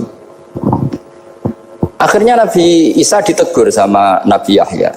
Mali aroka dohikan ka'annaka ta'manu min makrillah. Saya melihat kamu kok suka tertawa, seakan-akan kamu merasa aman tidak kena azabnya Allah. Nabi Isa akhirnya balas tanya, Mali aroka abisan ka'annaka tai'asu min rahmatillah taknatu min rahmatillah. Kowe mbesengut wae koyo dunya ora rahmat, anane corona tok. Padahal ya ono mangan, ono guyon, ono nikmat. Dan itu figur besar, akhirnya kita tahu. Dan saya sering cerita juga, setiap dakwah itu Nabi Isa nyari syirarun nas, Nabi Yahya cari khiyarun nas. Tentu alasan Nabi Yahya gampang, berteman orang baik itu baik lah, nyaman, terus akibatnya juga baik. Nabi Yahya enggak. Limada tanzilu ala syirarin nas. Kenapa kamu singgahnya ke orang-orang yang buruk? Ana tabibun udawil mardo. Saya ini dokter, tentu menyembuhkan yang sakit. Akhirnya terus di Indonesia banyak kiai yang kancanan orang fasik ya banyak. Tapi ya tentu yang benar itu yang mensolehkan yang fasik. Yang mesti salah yang menjadi fasik karena ketularan yang. Tapi itu lagi-lagi apa? Ilmu yang bisa menjadikan kita percaya itu ilmu. Saya tuh suka sekali baca kitab yang berbeda. Saya sekarang baru belajar kitab orang-orang Hanafi, orang-orang Maliki. Saya kemarin dikirimin hadiah oleh keluarga Pak Kures. Ada tanda tangannya Pak Kures dari Habib Ali, dari keluarga beliau. Ciri kitab namanya itu Sarah Bukhari, yang dikarang orang India, orang modern, Anwar ya, Kiai Anwar Shah, orang-orang India ya, orang sekarang. Itu beliau termasuk mujaddid kalau dalam perasaannya orang India. Mensarai Bukhari ya, kira-kira sanadnya Sayyid Muhammad ke beliau itu 3 atau 4. Beliau termasuk orang-orang yang bisa membentuk India seperti itu. India kan banyak syurahul hadis, termasuk Waliullah Ad-Dahlawi, terus Syekh Yusuf Al-Kandahlawi, banyak lah Syekh. Itu beliau cerita di kitab-kitab itu bahwa ilmu itu harus diungkapkan. Terus beliau cerita banyak tentang kewalian. Sampai dalam cerita kewalian itu unik. Dan terus kayak jadi wali itu gampang sekali. Ya diantaranya itu wali itu mau modal rasido. Sab'atun yuzilluhum wa fi dhillihi yawma la dhilla illa dhill. Itu diantaranya itu wa rajulun da'athu imra'atun datu jamalin wa mansibin faqala inni akhafu. Mau modal gak sido. Wis dijak wong ayu menarik muni ra gelem. Modal ra gelem iku iso dadi wali. Iku yuzilluhum wa fi dhillihi yawma la dhilla. Ya. Nah, masalah kita ora digelemi lah itu masalah. Itu sangat. Jadi gampang sekali dalam kitab Al-Minanul Kubra. Dan kalau baca itu enak. Misalnya gini, tentu masa lalu kita yang buruk itu tidak diceritakan orang lain. Dan itu kadang karena gengsi. Tapi kalau melihat hadisnya Nabi itu gampang sekali. Kullu ummati mu'afan ilal mujahirin. Umatku semua itu dimaafkan kecuali yang memperlihatkan salahnya dosanya. Jadi nggak boleh kalau sampean sekolah nggak naik kelas cerita anaknya. Kalau saya dulu nggak naik kelas, kalau punya utang koperasi nggak pernah bayar, nggak boleh cerita seperti itu. Kalau ditanya bapak dulu pinter nggak? Oh pinter sekali. Harus bilang gitu, pinter sekali. Pernah ranking pak? Oh, ranking sekali sudah nggak apa-apa itu. Meskipun dengan makna yang lugawi ya. Saya dulu iskal. Kan nyon saya ini sering diparani orang yang mau tobat tercerita. Saya dulu sering main perempuan, sering mabuk, tapi sekarang saya mau tobat gini-gini. Karena ini orang awam, tak terima. Tapi saya bilang gini, kamu jangan cerita ke anak kamu. Terus dia cerita, tapi kan saya harus jujur. Karena ilmunya dia baru terlalu jujur itu penting gitu. Terus pokoknya menurut kula ora oleh cerita, pokoknya ora oleh cerita. Ya guys, oke. Setelah itu saya nyari-nyari sarah, termasuk kitab itu. Kok bisa orang yang tidak mujahirin, orang yang menutupi salahnya malah dimaafkan, yang cerita jujur pernah salah malah tidak. Sangat bener. Misalnya seorang bapak cerita, cuma mau disini nak pacaran tak ambung.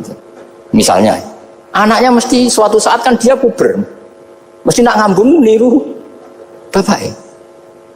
Nah kalau yang cerita itu ribuan atau jutaan, cuma zaman yang pondok itu rezekiku kombodoni, kan terus jadi syariatun mutabah. Apalagi yang cerita ini ternyata jadi kiai, ternyata gitu ya tetap jadi kiai. Jadi kalau pura-pura soleh di rumah, pura-pura soleh, seakan-akan di pondok tidak pernah kodok, tidak pernah setor meluntir, tidak pernah apa kan? Katanya, lalu lucunya, oke itu alasan. Alasannya Imam Ghazali itu paling masuk akal. Ini saya cerita, ila aliman barokahnya baca Imam Ghazali. Fa inna Allaha ta'ala yakrahu zuhurul ma'asi. Wa min asbabi zuhur adalah al-mujahar. Karena Allah itu gak suka maksiat itu begitu kelihatan. Dan awal dari kelihatannya maksiat adalah semua orang cerita. Akhirnya maksiat dianggap biasa saja. Jadi kalau semua orang cerita zaman mondok nakal itu akhirnya semua orang yang nakal. Oh itu niru kiai ini, karena ini niru kiai. Kan repot.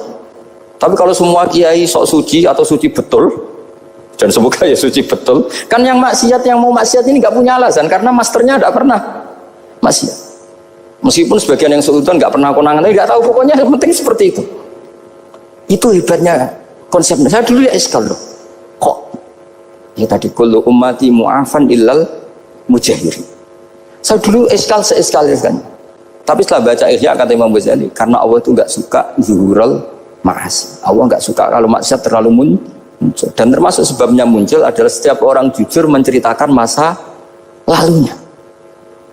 Sebab itu kita sebagai orang Islam yang entahlah istilahnya apa, kalau istilahnya Mas Najib Islam Nusantara atau moderat macam-macam lah. Saya termasuk orang yang sebetulnya ingin gak setuju, bukan karena menentang. Nanti ngapalkan firqahnya kebanyakan, 72 aja ngapalkan banyak ditambahi Islam Nusantara, Islam moderat, Islam garis apa lagi itu? Oh garis lurus. Ada yang lagi lucu. Ya macam. Tapi setelah saya ulang lagi, setelah baca banyak, itu akhirnya menjadi tahu. Karena apa ya, fitrah salimah kita. Misalnya gini, ada cerita di kitab-kitab. Nabi Musa pernah istisqa nggak mandi. Kan nggak terima, dia seorang nabi kok istisqa nggak mandi. Saya ini kali muka ya Allah, kenapa doa saya nggak mandi? Terus kata Nabi, kata Allah, inna fihim namaman, di antara yang berdoa sama kamu yang istighosa kubro itu ada yang namaman, tukang ngadu-adu. Nabi Musa ngajarin Tuhan, ya Allah kan gampang, kasih tahu dia siapa tak usir supaya tidak ikut istighosa, akan selesai. Terus dari pengiran lucu, saya ini Tuhan, anha anin namimah, saya ini Tuhan yang mengharamkan namimah. maka saya tidak akan nama. Anda aning namimah wa aku namaman. Saya ini mengharamkan adu-adu kok terus Dudono sing itu kan ya sudah Gusti kalau gitu. Lalu solusinya gimana ini? Nanti solusinya gimana Tuhan? Ya sudah kamu nyari hamba saya yang namanya ini. Cari sama Nabi Musa. Ketemu orang namanya hitam. Makanya saya sama Mas Nadim itu sungkan karena di antara wali itu ada yang hitam. Oh hitam terus nggak apa-apa ini biar impas, biar saya sampean bisa jadi wali karena madlum kan. Itu ketemu. Setelah ketemu sama-sama nur. Anta bareh, ya saya bareh. Terus anta Musa, ya saya Musa. Kenapa kamu tahu? Dikasih tahu Allah. Ini karena sama satu nabi, satu wali. Terus saya ini mau istisqa gak mandi, tapi sama Allah disuruh minta doa sama kamu. Itu doanya tuh ngawur sekali, bukan sekedar ngawur sekali. Ya Allah, apa engkau sudah tidak punya stok air sehingga tidak ada hujan gitu? Apa angin-angin sudah tidak nurut sama jenengan sehingga tidak bisa menghalau awan untuk menurunkan hujan? Fakah ada Musa ajab tisawi itu di semua kitab. Musa hampir saja jotos, dianggap doa yang enggak sopan. Tapi kata Allah, la tadribhu ya Musa fa innahu adhakani fil yaumi salasa marrat. Dia bisa bikin senyum saya sampai 3 kali. Lu soal mereka maksiatuhum la tadurruka. Maksiat mereka itu tidak ngefek ke engkau kok jenengan pertimbangkan. Maksiatuhum la tadurruka. Akhirnya langsung hujan. Jadi kadang doa itu ada yang ngawur. Maksiatuhum, makanya saya itu kadang berani berdoa Indonesia aman. Secara fikih ya kadang kok nak gak ono apa-apa sing maksiat meneh. Kadang yo mikir. Yo nak sing taat meneh, tapi kok nak ono apa-apa sing maksiat yo maksiat meneh. Saya pernah ketika Jogja sering gempa itu pernah mau berdoa. Ya Allah semoga bebas dari gempa, tapi terus saya mikir. Memang kalau nggak ada gempa ya yang sholat aman, tapi yang maksiat juga. Daripada mengguri Allah sudahlah, tidak berani berdoa sudah Gusti ini dunia ini jangan pun terserah jenengan. Tapi saya sebagai orang Muslim sing apian kan ya kepengen arham linnas. Boleh dalil lu kangelan, tapi gara-gara baca kibarek tadi, maksiatuhum la tadurruka. Maksiat mereka itu tidak bahaya bagi kita. Pun Gusti rasa kakean pertimbangan pun udan mawon, udan langsung. Lagi-lagi karena baca. Termasuk di Al-Minanul Kubra itu ada cerita tentang Nabi Isa. Cerita itu tidak hoax, ini kata Imam Sa'roni. Ada orang itu perajin sepatu, perajin sandal. Ya Allah, engkau itu bilang butuh sandal ukuran berapa, nanti tak bikinkan. Engkau bilang kendaraan kamu apa, nanti saya yang fasilitasi ada ini. Pakaiannya kalau dames. Apa, pokoknya saya ingin khidmat sama jenengan. Terus Nabi Isa yang terkenal baik itu ya faham mabibat sih hampir saja dibukut. Terus kata Allah jangan Isa, dia muji saya sesuai yang dia ketahui. Lagi-lagi baca. Jadi tidak bisa kita mengadili orang lain ini kalimat ini tasbihullah bil khalqi itu tidak bisa, tidak segampang itu. Kecuali yang ngomong orang-orang Mu'tazilah atau orang-orang Khawarij mungkin kita lawan karena berdasar ilmu. Kena wong lugu rusak. Karena orang lugu itu gimana ya? Seperti Ahmad ditanya, kamu mukminah? Terus dites sama Nabi, aina Allah fa asyarat ila sama. Allah di langit. Coba kalau kamu tauhidkan, Allah la yakhullu fi makanin. Berarti kan masalah itu karena Allah laisa kamitslihi. Saya juga pernah diprotes kiai, kenapa ada istilah senyum, istilah susah. Padahal Allah enggak pernah susah. Tak tanya kiai itu. Saya kan sering bilang Allah susah, Allah apa. Gus, kok gitu? Padahal Allah kan tidak pernah. Tak tanya, kamu hafal Quran? Tidak.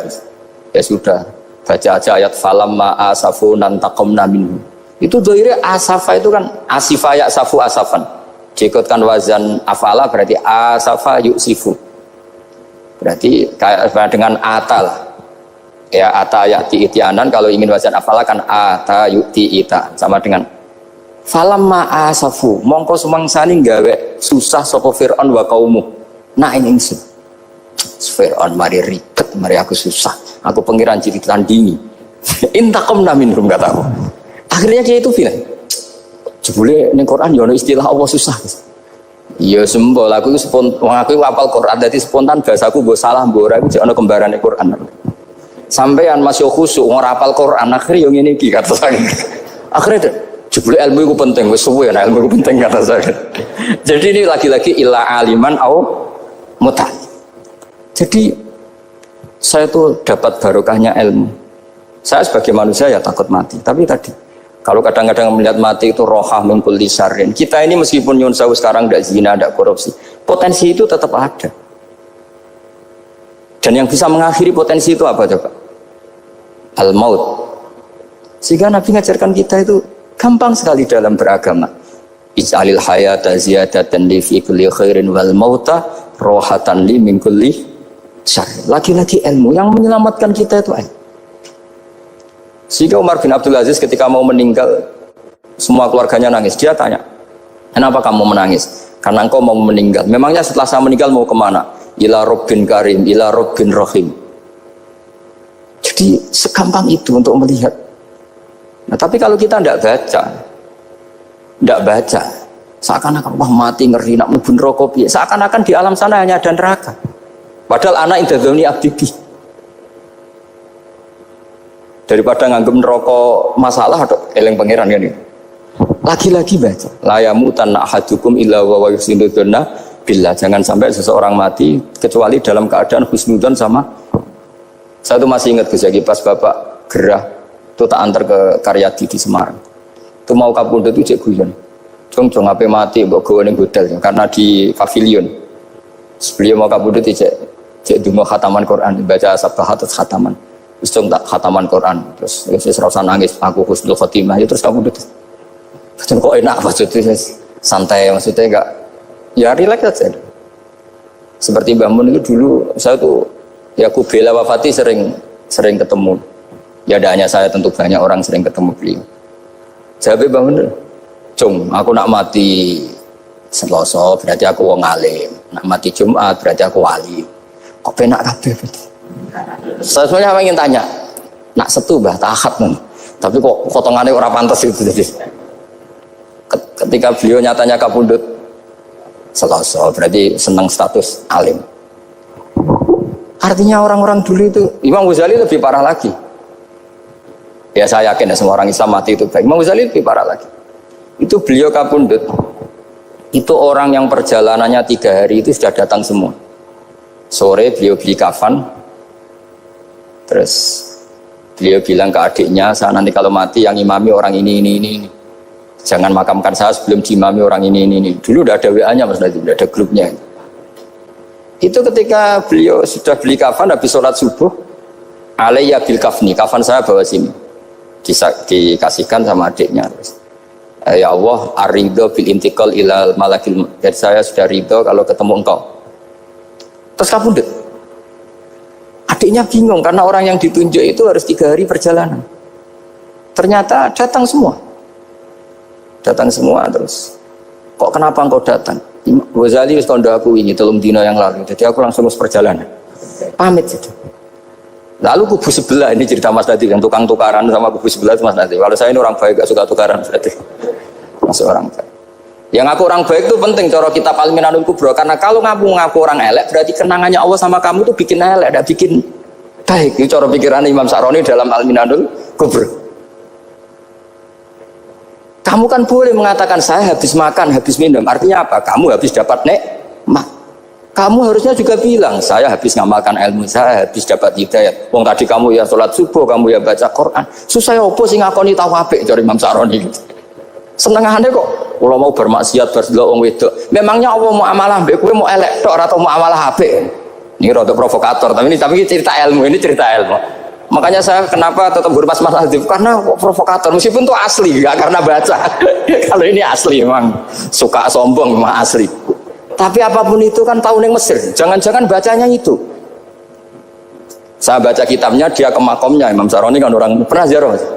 Makanya potensinya seperti itu.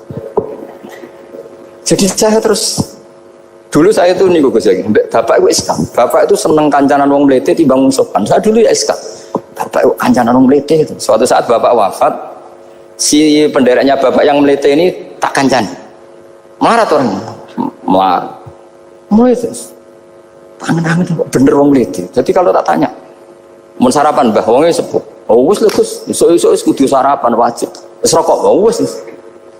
Ternyata dia lebih gampang ngitung nikmat. Kok gak kerja kan? Nah, aku nang masjid di 10.000 kon ngino wong kerja ora usah di 10.000 wis rojo iso mangan iso ngombe. Lha opo ngamul wong liya? Kan kok bener sesuai. Sementara sing sopan kurang ajar. Mbah mun mangan. Terus ngenteni kerja angel kabeh mboten panen men ngenes. Kaya Allah ora tau mar. Aku akhirnya paham. Oh, mungkin karena ini Bapak. Jadi akhirnya sesuai ora pati. Kancanan wong sopan-sopan. Akhirnya kancanan Mas Nadif kan gitu ceritanya. Ternyata orang sopan ya kacau juga mau eling sisi panen akeh tak tahu. Mbah panen kathah. Mboten Gus namung niki. Pokoke meluh terus. Jadi makanya ini kan apa-apa kalau berlebihan itu repot. Seperti saya pernah ditanya, kalau orang Jawa Timur itu hormatnya sama kiai, kalau sama orang biasa itu kurang hormat. Kalau orang Solo itu sopan-sopan, tapi ya sama-sama ada masalah. Kalau ada kultur semuanya sopan, nanti ya hum yukrimuna aliman wa fasikon wa solihan wa tolihan. Soleh, sopan yang berlebihan akhirnya sampai pernah ada seorang kiai latihan. Ini kisah nyata. Itu teman saya. Ketemu orang Solo dihormati. Sempat GR, barokahnya ilmu saya dihormati orang itu. Bareng sama orang fasik, orang macam-macam ya dihormati yang sama. Jebule podo wae kan gitu. Artinya gini, kalau akhlak itu benar-benar kelebihan, tapi kalau berlebihan la farqa bainal alim wal jahil wal fasik was saleh wat thaleh, karena semuanya dihormati.